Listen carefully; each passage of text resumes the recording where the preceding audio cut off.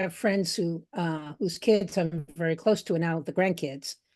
And I was over at their house with the grandkids, and I was reading them a Thomas the Tank Engine book. And my take is, who the hell writes these Thomas the Tank Engine books? Because they're absurd. They're totally unintelligible. They're about narrow gauge and this gauge, and So I'm dutifully reading the book, and then I report to the grandma, my friend. God, those Thomas the Tank Engine books, they're ridiculous. And she goes, did you actually read it? I never read them, the text. I just make up a story about the pictures. That's And I right. was like, oh yeah. Oh my God. My oldest grew up on Thomas the Tank Engine, Uh-huh. and we have just as many stories of he would have the little toys and he would hoard them so no one would touch his Thomas the Tank Engine toys. It's just silly kid stuff, right? Oh, don't Right. touch my tank or don't touch my Yeah. trains. But you're right, they were always silly. And so it's somebody British who writes those, obviously. So you get that different flavor of literature, but also that you weave in the weirdness that, like Carmen said, narrow gauge, standard gauge, switching. Like, so you got to know something about trains to be able to write this stuff. Yeah. Yeah. I don't know. It's interesting. Well, So, I'm very curious about the no one touch my trains thing, because I feel like that, as people get older, can sort of seep its way into our adult life and oh behavior. God, yeah. And I'm curious if you ever made fun of that kind of controlling behavior in your Doctrine Man Oh, it's comics. hard not to, because so much of what I dealt with was leadership related, and not just adult stuff, but leadership coming from an institution where you pride yourself on your ability to develop and grow leaders. We have an awful lot of dysfunctional leaders, what the Army likes to call counterproductive leaders. We used to call that toxic back, 10 years ago. Now there's just counterproductive. So we don't make them feel bad about how horrible they are as individuals. Uh, Which may be but counterproductive in itself. that behavior doesn't just start. That's behavior that starts at a certain age and manifests itself well over time.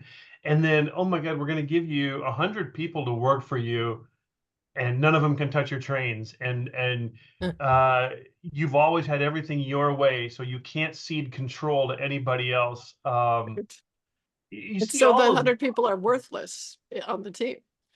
yeah. Yeah. So, we had a conversation just this weekend. I was talking with a couple of colleagues, and we were talking about people who aspire to be leaders in our world, but yet they lack.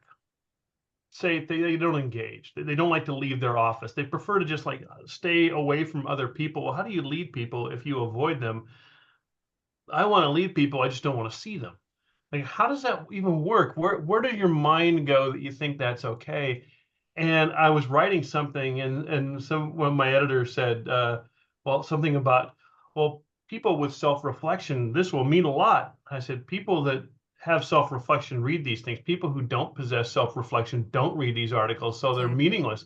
All they are is they validate our feelings about others. Oh yeah, I can see, I can see so and so in this, or I understand this, but yeah, but the people who need to read them, they don't read them because they don't need to change. They're fine. Just ask them. They'll tell you. Right. They're great. Don't touch my trains. Everything's cool.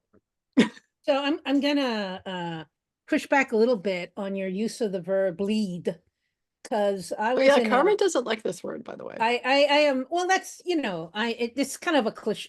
It's my own cliche. But I had positions that involved responsibility for lots of people in my career. And the more I was in them, the more I just hated all the tropes around leadership. Just all of them. And so I kept wanting to do the things that were my responsibility without ever doing any of the typical stuff, good or bad, that leaders are supposed to do. So I even had an employee, this was in my first leadership position as a team chief. I had an employee come say to me, Carmen, you need to act more like a leader. You're not acting like a leader. So one, he felt comfortable enough to say this to me. But two, even then I tried very hard to not fall into what I consider to be kind of a trap that distanced you from people and created just unnecessary boundaries and walls. So how do you react to that? I don't disagree. I think that's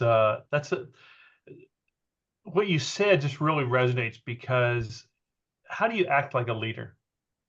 I mean, we lead with our values, we lead with our character, but we should be genuine to ourselves. And I have heard that a million times. I would tell people that at every rank I held in the army, at some point, someone told me I would never get promoted again because I didn't act right.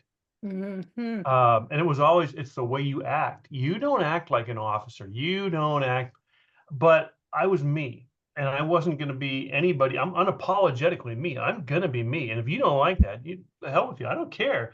I got to be me, because if I'm not me, then I'm not true to who I am. And then it's just an act, and I'm not going to act.